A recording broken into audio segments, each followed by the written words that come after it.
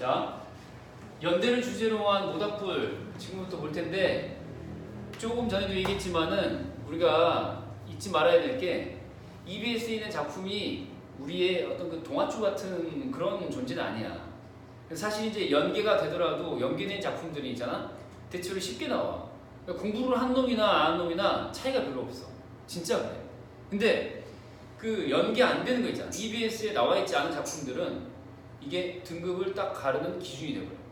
그러니까 처음 보는 작품을 대하는데 EBS에 있는 작품은 그냥 오히려 더 쉽게 나오는 경향이 있어. 역대로.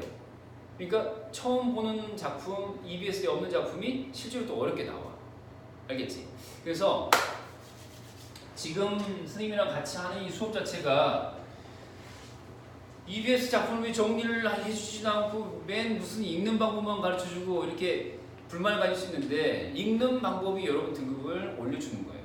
그러니까 낯선 작품을 읽을 수 있는 사람은 1등급이 되는 거고 그게 안 되는 친구는 2등급이나 3등급 초반에서 머무르는 거야. 그러니까 왜 난 2말 3초인가? 왜 2말 3초인가?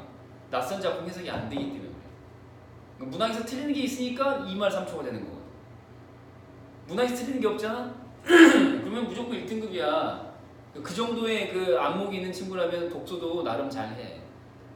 자, 그럼 첫 번째 모닥불 작품 보겠습니다. 항상 선생님이 강조한 게 뭐예요? 낯선 작품이라고 전제하고 보는 건데 항상 뭘 본다고? 제목을 보는데 빨간 펜으로 다시 쓸 거야. 빨간 펜으로 다시 쓸 거야. 뭐라고 쓸 거냐면 이렇게 제목을 한번 보고 스치듯 보고 말하라 이런 뜻이 아니었지. 뭐였어요? 한번 보고 나면은 자, 동남 막힐 때마다 보는 게 뭐라고 그랬어? 막힐 때마다 보는 게 제목이라고 그랬지. 자, 이거 잊지 마세요. 자, 그래서 이게 제목이 중요합니다. 막힐 때마다 해석이 잘 안 될 때마다 자, 반복해서 읽어야 돼. 반복 읽기. 자, 막힐 때마다 반복 읽기 하려고 보는 거야. 모닥불. 알겠죠?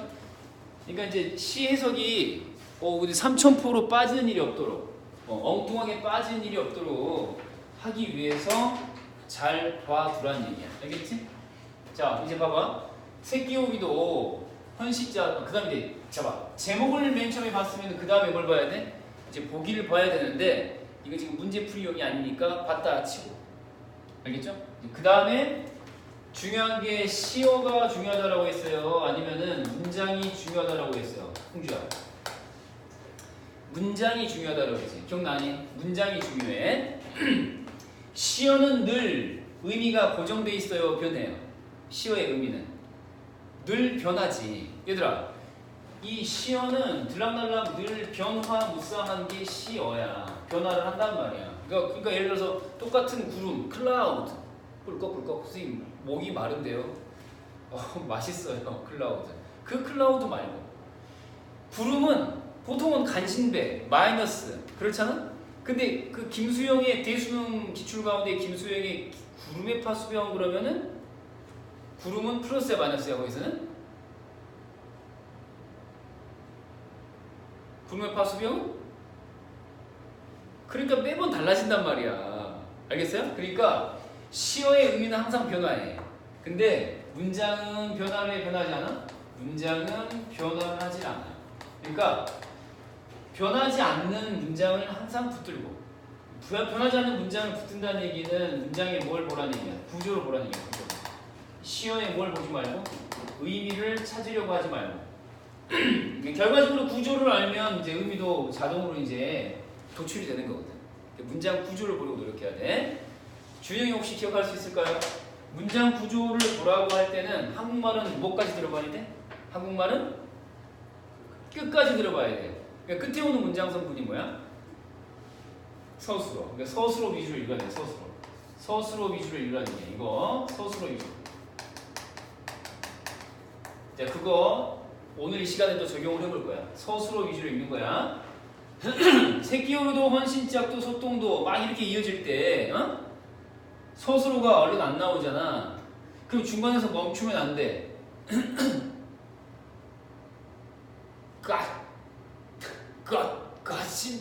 가슴이 뭐야? 이러면 돼? 안 돼? 안 돼. 니네가 왜 현대시조차도 빨리 못 풀어? 여기서 자꾸 걸리적거리니까 그래. 이런 거 의미를 생각하면 돼? 안 돼? 안 돼요. 어차피 너는 몰라. 시험 볼 때 이거 생각이 날 수 있을까? 몰라. 뭘 보라고? 서술어를 보란 말이야. 나오기 전까지는 계속 가. 뭐 이렇게 많어? 뭐 이렇게 많어? 안 끝나. 그러면 더 내려가는 거야. 뭐가 나올 때까지? 서술어가 나올 때까지. 자, 이제 보여야 돼. 서술어가 뭐야? 준영아, 서술어 뭐야? 보니까 뭐뭐도 계속 반복이잖아? 그리고 게트로 또 그다음에 뭐라 나왔어? 타는 데다가 밑줄을 닦고. 자, 제목이 뭐라고 얘들아? 제목이 모닥불. 뭐가 타요? 모닥불이 타요. 모닥불의 성질이 뭐야? 탄다. 그 다음에 이제 서술어가 중요하다고 선생님이 강조를 계속 하고 있는데, 서술어를 이렇게 찾았으면은 걔하고 연결되는 무엇을 꼭 발견을 하라고 했지? 주어. 그래서 모닥불이 타는 거예요. 그런데 이제 뭐냐면 모닥불이 타는 것이기도 하지만은 그 타는 모닥불 안에 연료로 들어가는 것들이 전부 뭐야? 또 앞에 있는 이 나열된 전부네. 알겠죠? 여기서부터 여기까지를 다 괄호로 묶어볼 수 있겠네. 이게 탄다 이 말이야. 이게 전부가.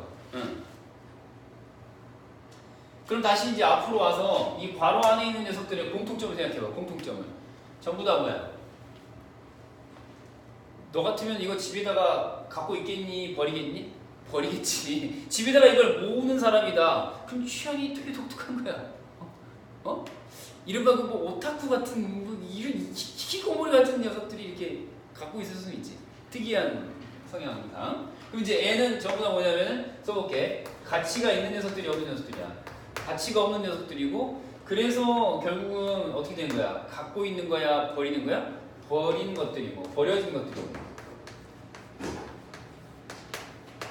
그럼 이제 가치가 없다는 거는 다시 말하면 유용한 거야? 무용한 거야? 쓸모없다, 무용한 것, 이렇게. 이런 것들이 이제 공통점이 되겠죠. 근데 이제 문제는 뭐냐면 이 타는이라고 하는 서술어, 얘가 의미한 게 뭐냐라는 거야. 그러니까 얘네들이 버려진 것들이고 가치 없어서 버려진 것들인데 결국은 얘네들이 어떤 녀석들로 거듭나는 거냐 했더니 모닥불의 연료로 거듭나는 거야. 연료로. 다시 말하면 가치가 있어 없어? 없었는데 가치가 있는 녀석으로 탈바꿈한다. 바뀐다. 이거거든요. 무슨 말인지 알겠죠?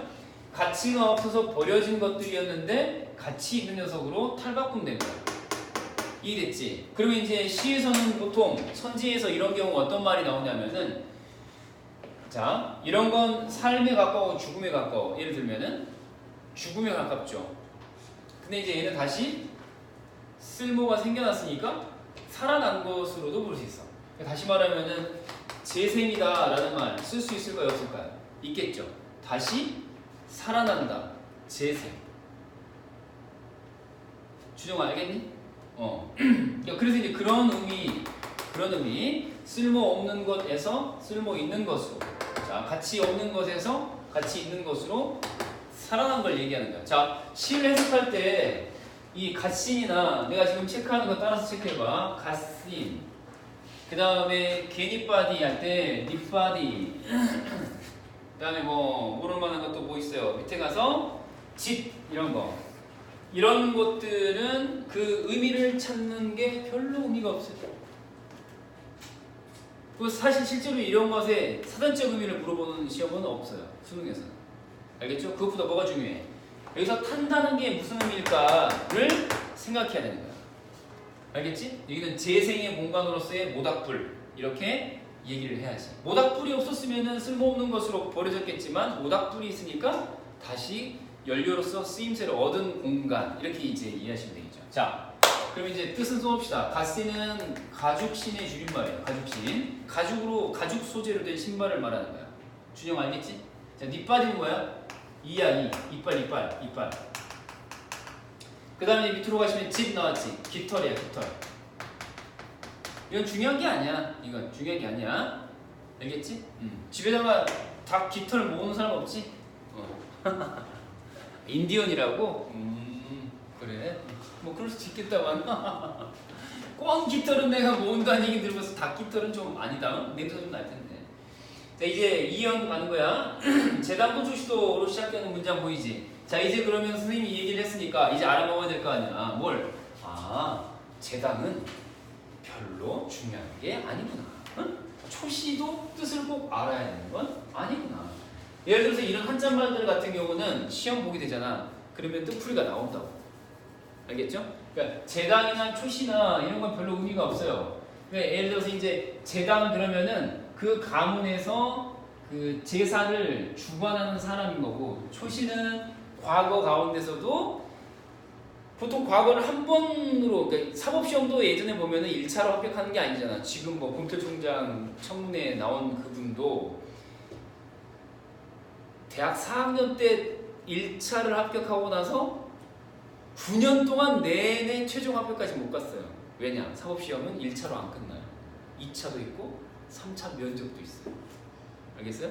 그러니까 과거 시험도 그랬단 말이에요. 옛날에. 초시로 끝나는 시험이 아니야. 그 제시를 봐야 되는 거고, 두 번째 시험 봐야 최종 통과야. 그러니까 초시라는 거는 아직 그 최종 뭐랄까 그 관직에 등용되기 전 상태의 미미한 존재인 거야. 근데 재당은 그 집안의 가문의 우두머리로서 자리를 잡은 사람이고 이렇게 대비가 되는 거거든. 그 내가 그 알게 뭐야? 문장은 이제 그 가문의 우두머리인 거고, 여기는 제사를 주관하는 사람이고, 그 뜻풀을 내가 왜 알아야 되는데? 그래서 중요한 게 아니라고. 여기서 머무르면 지는 거야. 어디를 봐? 서술로 내려가. 쭉 보면서 뭐라고 그랬니? 쪼인다. 쪼인다가 무슨 말이야? 목을 막 쪼, 이게 아니고 뭐야? 쬐다, 불을 쬐다. 불을 쬐다. 그럼 이제 따뜻해지겠죠? 따뜻. 불을 쬐는 게. 그러면 아까도 그 모닥불이 재생의 공간이라는 점에서 플러스야 마이너스야? 플러스죠. 그쵸? 저 따뜻하게 해주니까 이것도 뭐야? 플러스가 되겠죠. 그 주어가 뭐냐 했더니 앞에서 나온 이 모든 것들이 다 주어야. 그 특이한 게 뭐냐면은 이렇게 끈을 읽을 수 있어요. 여기서 내가 끊으라는 데서 끊어봐. 이렇게 끊어보고 이렇게 끊어. 이렇게 딱 끊어봐. 그러면 이제 쌍쌍이 모여 있다는 걸 알 수 있어. 그치? 그 쌍쌍이 모인 이 이렇게 끊어서 구분한 앞, 뒤 각각이 그 끊어 읽은 그 안에 있는 것들, 그 쌍쌍이는 전부 다 대비되는 존재들. 이해되지? 전부 이제 대비되는 쌍들이 이제 쭉 나열되어 있는 거야. 그치? 그래서 이제 보면 예를 들어서 이제 아주 간단한 것부터 가볼까요? 예를 들면 나그네는 자 윗사람 위야 아래야. 수직 관계에서 보면은 나그네는 떠돌이니까 아래쪽에 해당하고 주인은 위. 그러니까 권력이 있냐 없냐. 주인이 권력이 있지 왜? 나그네 잠을 재워줄 수도 있고 내쫓을 수도 있고 밥상을 차려줄 수도 있고 굶길 수도 있고 권력을 가진 자 가지지 못한 자 뭐 이런 거. 또 예를 들면 이제 여기도 마찬가지죠. 이 큰 개하고 강아지하고 큰 개는 강아지를 위협해서 물어 죽일 수도 있고 강아지는 살려달라고 발버둥 쳐야 되는 입장인 거고. 이해되죠? 전부 대비쌍이라는 걸 알 수 있어요. 대조를 이루는 대비쌍이라는 걸 알 수 있어요. 알겠죠? 자, 일단 여기서 쪼인다는 거는 이제 의미가 이제 뭐냐? 아까는 재생이었는데 여기서는 이 앞에 있는 것들이 전부 다 수직 관계에 있던 것들에서 이렇게 수직적 지배-피지배 관계에 있던 것에서 대립하는 혹은 뭐 수직적인 지배-피지배 관계에서 무엇으로 바뀐 거야? 이렇게 너나 없이 모닥불 안에서 수평적으로 이렇게 모인 관계로 바뀐 거야. 예를 들어서 이제 여기는 수직적이다라고 하면은 지배-피지배 준영아 이해되지? 수평적이다 그러면은 이렇게 둥글둥글. 한마디로 얘기하면은 어떤 관계로 바뀐 거야? 조화야 갈등 대립이야? 조화 혹은 뭐 협력 뭐 이런 거. 조화 협력 이런 관계 이해되죠? 여기서 이제 모닥불의 두 번째 의미 1번 재생 2번 조화 알겠죠? 이렇게 이제 보시면 되는 거거든요. 이걸 발견만 하시면 돼. 그러니까 이걸 찾으려고 노력해야 되는데 뭐 초시는 뭐냐 문장은 뭐냐 이러고 있으면 곤란하다 이 말이야. 알겠어요? 곤란하다. 이걸 보여야지 이걸. 자 이게 낯선 작품을 해석하는 방법입니다. 자 필기 다 있죠? 그 다음 아래로 내려가 봐요. 3년이야. 지금까지 나왔던 것들 1년은 사물들, 1년은 주로 사물들이었죠. 2년은 사람과 뒤쪽에 이제 뭐 동물도 일부 있고요. 자, 이제 3년으로 가시면은 화자에 할아버지가 나옵니다. 이렇게. 자, 그러면 서술로 찾아볼까요? 모닥불은 어려서 우리 할아버지가 어미아비 없는 서러운 아이로 불쌍하니도. 자, 여기서 서술로 뭐야? 어려서 밑줄 그어보시고, 자, 아비 없는 서러운 할 때 서러운 밑줄 그어보시고, 어려서 서러운 아이였어요.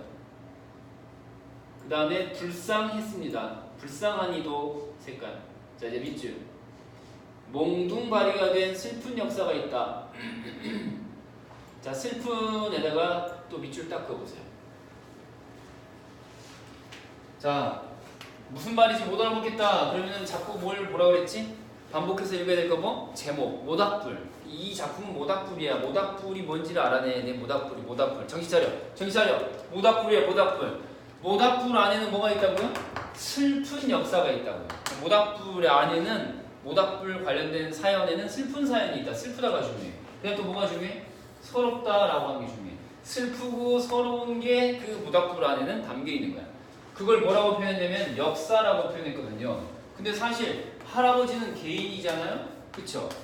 개인에 불과한 할아버지 얘기하면서 갑자기 역사 얘기를 했단 말이죠.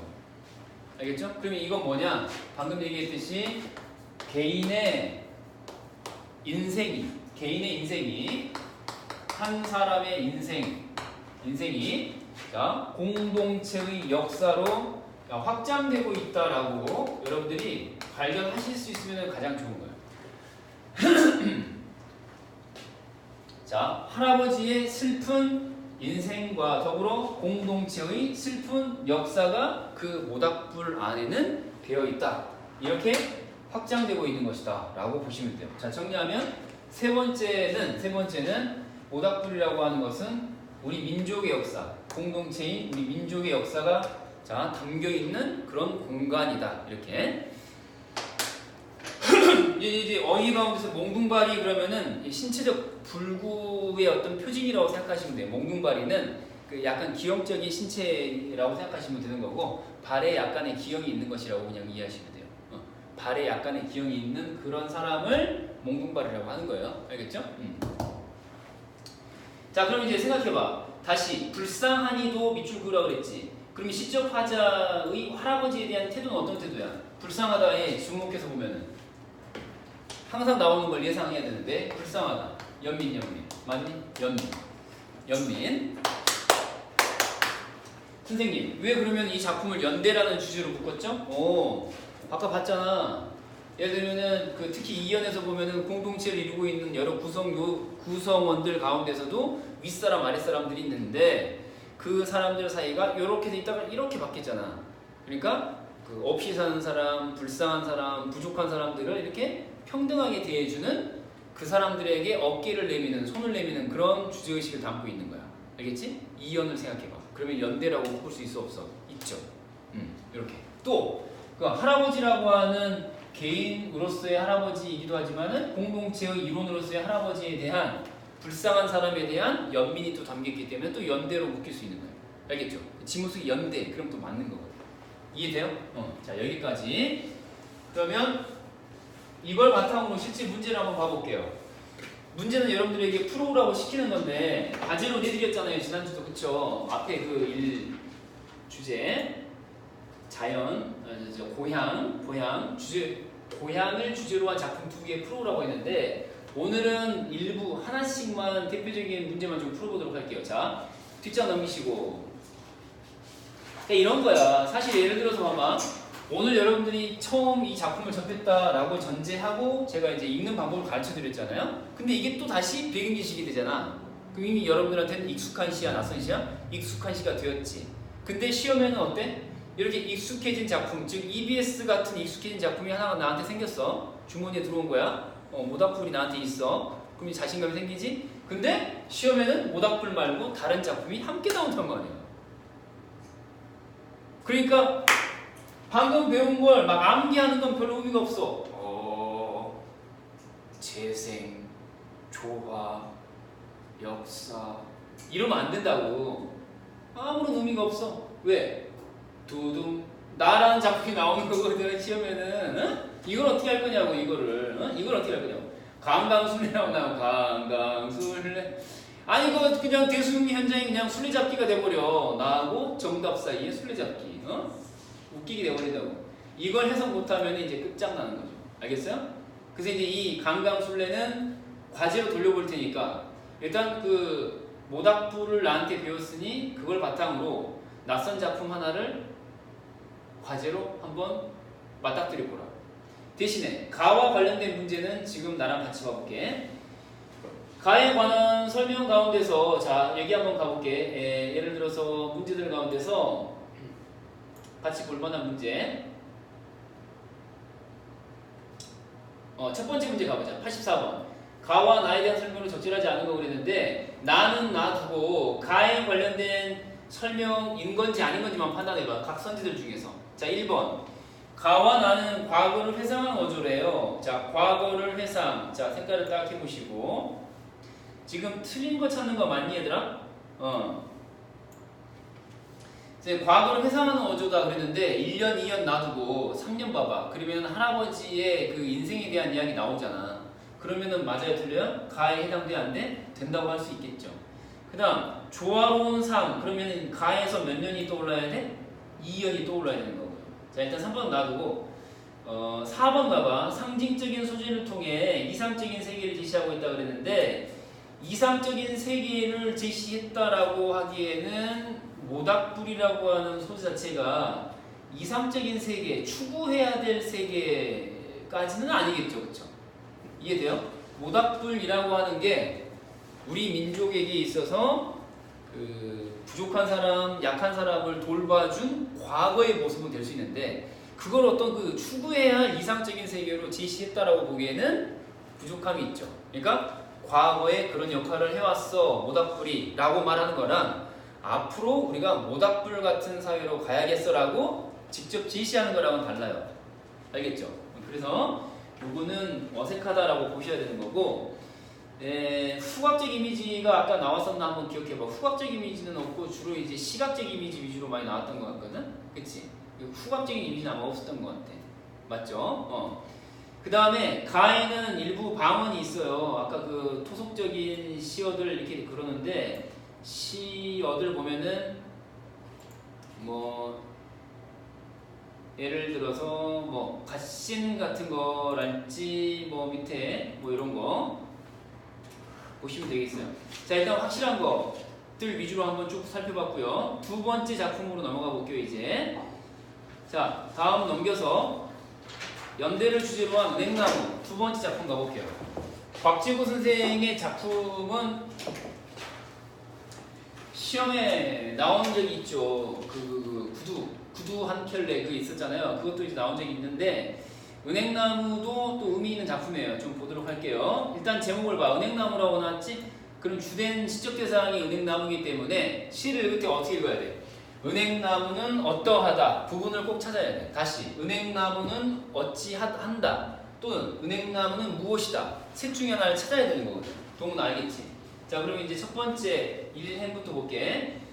자 너의 노란 우산깃 아래에 서 있으면 서술어 뭐야? 자 서 있으면 자 밑줄 딱 그어보시고 누가 서 있을까요? 뭐 화자이거나 일반적인 뭐 주어가 되겠죠. and 자 여기 너라는 표현 있죠. 동그라미. 자 너의 노란 우산깃 아래에 서 있으면 했으니까 이때 너는 인칭 대명사잖아요. 2인칭 대명사야. 근데 사실은 누구를 대신 가리키는 말이에요. 누구야 누구? 제목을 보라고. 헷갈리면 제목을 봐. 노란 우산깃을 만들 만한 놈은 누구야? 은행나무밖에 없잖아. 얘는 누구야? 은행나무야 은행나무. 은행나무를 인칭 대명사로 나타내고 있는 거야. 자 준영아 그럼 여기에 쓰인 표현법은 뭐야? 나무를 인칭 대명사 사람인 것처럼 표현한 거야. 뭐지? 의인법. 자 의인법 그러면은 이제 지문 속에서 다른 표현으로 나올 수도 있죠. 사물에 무엇을 부여? 인격을 부여. 자 사물에 자, 인격을 부여한다 랄지 자, 이런 표현으로 이제 나올 수 있죠. 자 그다음 알겠지? 너라고 쓴 순간 의인법이야. 사람한테만 대명사로 쓰는 거니까. 그리고 봐. 아름다움이 세상을 덮으리라던. 서술은 뭐야? 덮으리라던 밑줄. 그럼 봐.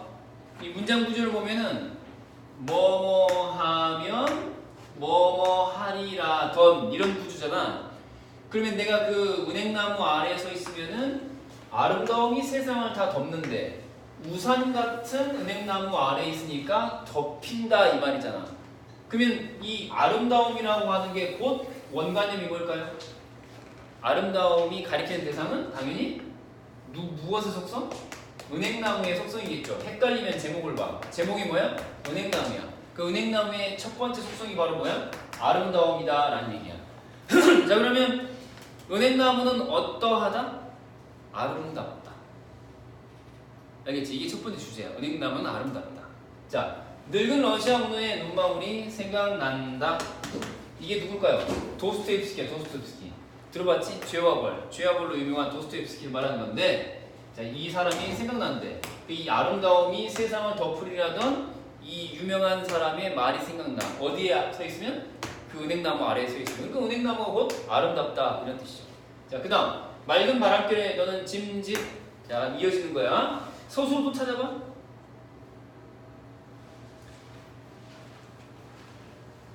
자, 떨구기도 하고. 보이지? 떨구기도 하고. 밑줄.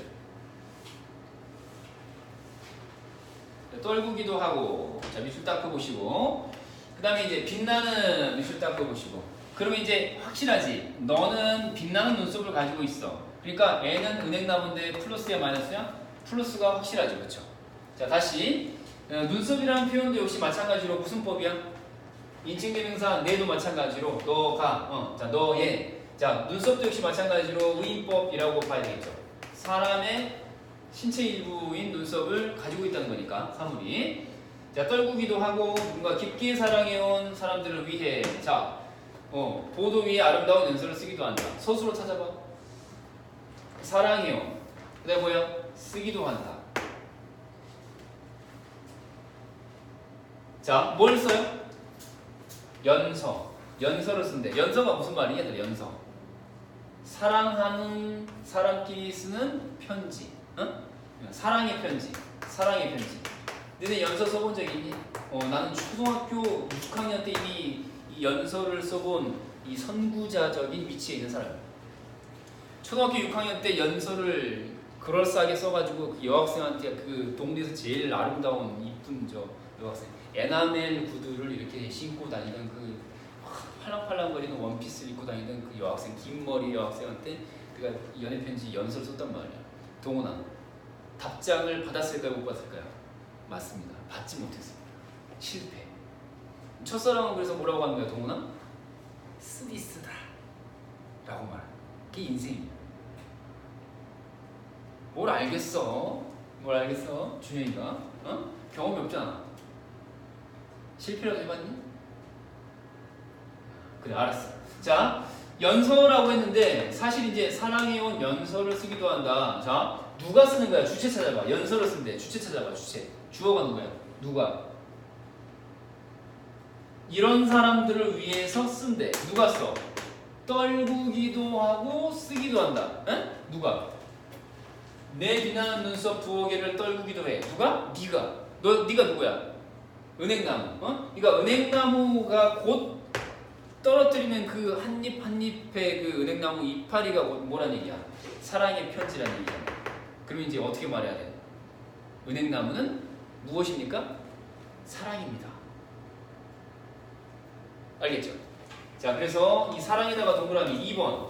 은행나무는 사랑인 거야. 사랑인 거야. 자, 이렇게 이제 해석할 수 있어야 돼. 자, 잊지 마. 제목이 뭐야? 은행나무야. 그럼 주제를 해석하려면은, 도출하려면은, 은행나무가 무엇이냐? 아름다움이다. 은행나무가 무엇이냐? 사랑이다. 이렇게 주어 서술어 구조로 이해하시면 되는 건데, 자, 신비로워라. 자, 이게 밑줄. 이게 문장이잖아. 신비로워라. 아름다워라. 신비로워라. 자, 어떤 어조라고 말해야 되겠니? 막 감탄하고 있는 거잖아. 영탄적 어조. 영탄법이라고 해야 돼. 영탄법. 아름다워라. 아름답구나. 이런 얘기잖아. 다시. 그리고 또 예찬이다. 어울려요? 안 어울려요? 어울리지. 예찬이다. 신비롭다라고 말하는 거니까. 잎사귀마다 적힌 누군가의 추억들을 읽어가고 있노라면, 자, 읽어가고 있노라면 밑줄 닦아보시고, 읽어가고 있노라면, 사랑은 우리들이 가슴마저 금빛 추억에 물이 들게 한다. 그랬지? 서술로 찾아봐. 어떠한 물이 들게 한다. 자, 밑줄 닦아보시고. 어떤 물이 들게 해? 추억에 물이 들게 한다. 자, 3번 맞니? 은행나무는 무엇입니까? 1번 아름다움입니다. 은행나무는 무엇입니까? 2번 사랑입니다. 은행나무는 무엇입니까? 3번 추억입니다. 됐죠? 자, 시험 출제 요소를 예상하면서 쭉 읽어주시는 게 좋은데 이거 어때요? 이거 추억은 추억인데 어떤 추억이라고 그랬죠? 추억은 추억인데 금빛 추억이야. 금빛 추억. 자, 그러면 이거를 무슨 공감각 이렇게 보시면 안 되고, 알겠죠? 이게 작년 6평에 우포늪 왁세에서도 나온 적이 있는 그 선지 속 표현인데, 자, 그걸 기억해 보시면서 적용해 보는 거야. 추억이라는 게, 자, 추상이야, 부채야?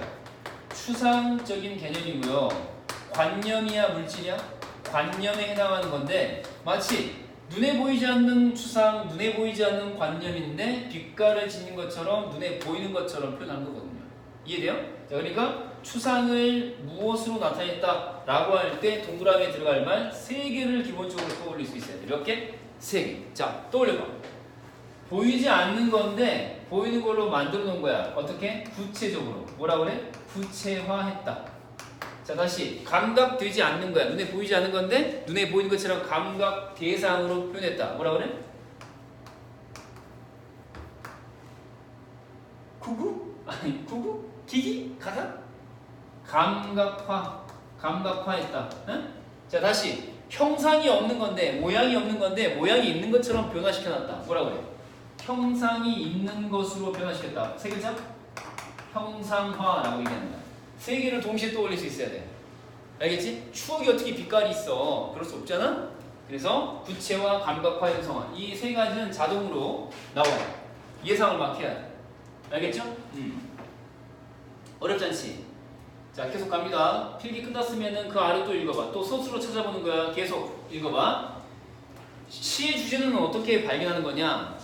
서술어의 누적으로 시의 주제는 나온다. 뭐라고요? 서술어의 누적이 곧 시의 주제다. 알겠지? 서술어의 누적이 곧 시의 주어다. 잊지 마시고. 또 찾아보는 거야. 서술어 뭐야? 노래할 수 있다 없다? 없다. 자, 밑줄. 절망을 노래할 수 없다. 노래할 수 없다. 이 밑줄 닦아.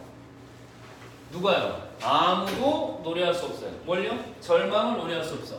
근데 이 노래할 수 없다라고 했는데 어느 공간에서 그랬냐 했더니 이 거리에서는 절망을 노래할 수 없대요. 그러면 이 거리는 어떤 나무가 지켜보는 공간이야? 은행나무가 쫙 그 우산기처럼 이렇게 쫙 펼치고 있는 거리이기 때문에 노래할 수 없어요, 절망을. 그러면 은행나무는 무엇입니까? 라고 물어보면 4번째 이제 뭐라고 답해야 돼? 밑에 이제 나오긴 나오는데 절망의 반대가 뭐야? 희망. 그래서 이 거리는 절망이 넘쳐나 희망이 넘쳐나? 희망이 넘쳐나요. 은행나무의 수많은 이파리 수만큼이나 넘쳐나는 희망. 알겠죠? 그래서 이제 얘가 4번이야, 4번. 밑에 이제 희망이라는 시어가 또 실제로 나와요. 응? 자, 버선가지 위. 그러니까 잎이 막 떨어졌다 이 말이겠죠. 버선가지 위 위티하고 고개를 하는 도롱이 집 몇 개 그랬는데 이게 이제 포인트인데 도롱이 집이라고 하는 시어의 의미는 밑에 뜻풀이가 나와 있는데 우리 교재는 없나? 하여튼 이게 중요한 게 아니야. 도롱이 집이 뭐냐 얘들아? 애벌레 상태로 그 나무에 그 실 한 가닥에 매달려 있는 그 갈색의 그거 있잖아. 그 번데기 같은 거 그런 거. 자, 하여튼 그게 중요한 게 아니고 밑으로 가봐. 자, 그래서 때로는 세상을 잘못 읽은 누군가가 자, 잘못 읽은 밑줄 닦아. 잘못 읽은. 그럼 이 누군가는 플러스 인물이야, 마이너스 인물이야? 다 조용히 하고 준영이만 대답할 거야. 이 누군가는 플러스야, 마이너스야? 이 사람은 잘못 읽은 사람이니까 플러스야, 마이너스야? 그렇지, 그렇지. 이 사람은 좋은 사람, 나쁜 사람? 나쁜 사람이거나 나쁜 사람이 아니더라도 뭔가 부족한 사람이야. 알겠죠? 근데 밑으로 내려가봐. 자기 몫의 도롱이 집을 가지 끝에 걸고. 자, 서술로 뭐지? 걸고. 자, 이 사람은 잘못 읽었고요. 그 다음에 걸었어요. 다시 이 땅 위에 불법으로 들어선다 해도, 자, 들어선다 해도 밑줄. 자, 다시 누군가가 잘못 읽고 걸고 들어섰어요. 알겠죠? 그 다음 수천만 황인족의 야 황인족이 누구냐? 수천만 황인족 우리 민족이죠. 우리 한민족 우리 민족의 얼굴 같은 너의 노란 우산깃 아래에 서 있으면 자 서 있으면 밑줄을 딱 그어볼게요. 자 이제 확정이 됐죠. 너가 곧 누구야? 우리 민족을 바로 말하는 존재인 거야. 너는 우리 민족이야. 은행나무는 우리 민족이야. 그래서 노란 우산깃 아래에 서 있으면은 그 다음에 이제 결과가 나오겠죠. 아래로 내려갑니다. 희망 또한 불타는 영상 우리 가슴에 적힐 것이다. 자 여러분 서술어 뭐야? 적힐 것이다. 적힐 것이다. 밑줄. 자 주어 찾아봐. 적힐 것이다. 주어가 뭐니? 희망. 희망이 적힐 것이다. 그러니까 어디에 있으면은 너의 그 노란 우산깃 아래. 너가 누구라고? 은행나무. 은행나무 아래에 서 있으면은 곧 희망이라는 걸 적게 될 거라고. 그러면 마지막 4번이냐 5번이냐? 4번. 아까 우리 이미 희망 썼는데 은행나무 무엇입니까? 희망입니다. 지금까지 본 거 기억해봐. 뭐 했었지? 1번 은행나무 무엇입니까? 아름다움입니다. 은행나무 무엇입니까? 사랑입니다. 은행나무 무엇입니까? 추억입니다. 은행나무 무엇입니까? 희망입니다. 이렇게 기억하면 되는 거야. 알겠지? 자 이렇게 이제 정리할 수 있고요. 자 문제 한번 하나만 봐볼게요. 문제 대표적인 문제 하나만 보도록 할 테니까 자 가봅시다. 이렇게 배워서 내 걸로 만들었어. 기껏 배워놨더니 배운 것만 나오는 게 아니라는 거를 이제 숙지하면서 경험하셔야 돼. 자 그래서 예를 들면은 이 곽진구 선생이 은행나무와 더불어서 예를 들어서 이렇게 이용하게 낡은 집 이렇게 나온다. 그러면 두둥 이렇게 되는 거야. 이 실제 낯선 작품이 함께 나온 건데 자 선생님이 찾으라는 거 찾아봐. 나에 대해서 물어보는 자 요 문제만 봐볼게요. 91번 나에 대한 설명으로 적절하지 않은 거. 자 여기까지만 하고 마칠게요. 나에 대한 설명으로 적절하지 않은 겁니다. 자, 1번 봐보세요. 빛나는 눈썹. 자, 수천만 황인종의 얼굴은 은행나무 잎을 비유한 것이다. 맞아요? 틀려요? 맞죠? 2번 노래할 수 없다. 우리 가슴에 적힐 것이다. 그러면 이거는 단정이야 추측이야? 거기다 써봐. 얘들아 단정적인 표현이야 아니면 추측성 표현이야? 단정적 표현이지. 추측성 표현과 단정적 표현 이렇게 둘이 대비되는 건데 단정적으로 말하잖아. 잘라서 말한다. 확신 있는 거야 없는 거야? 확신이 있는 거죠. 확신이 있는 표현이야. 그래서 의지라는 말 연결되니 안 되니? 되지. 응? 자 이제 3번 자기 몫의 도롱이 집을 가지 끝에 걸고 주체가 아까 누구였더라? 화자였어? 누군가였어? 누군가였어 누군가 특정하지 않은 그 사람 불법으로 들어섰던 사람이야. 잘못 읽고. 그럼 이거는 이렇게 가지 끝에 건다는 거는 자기 몫을 챙기는 거야? 아니면은 여기서 말하는 것처럼 운명적 수용을 나타내는 거야? 자기 몫을 챙기려는 거야? 이기적인 거야? 이타적인 거야? 되게 이기적인 행동이었다고 이거는. 자기 몫의 도롱이 집을 걸고였거든. 알겠지? 요건 좀 이기적인 자기 몫 챙기기야. 오케이? 마이너스야 플러스야? 마이너스야. 근데 이걸 무슨 뭐 운명적 수용이니 이런 걸로 말하면 돼요? 안 돼요? 안 되는 거죠. 주어진 걸 수용한 게 아니라 받아들이지 못하고 더 챙기려고 하는 이기적인 모습이에요 얘는. 알겠죠? 그래서 정답이 이제 얘가 돼요. 4번도 이제 많이 보시고 이렇게 이렇게 확장. 왜 확장이야? 황인종, 황인족 민족 전체로까지 확장이 되고 있었잖아. 그치? 자 이렇게 하나 보는 걸로 마무리하겠습니다. 자 여기까지 쉬세요.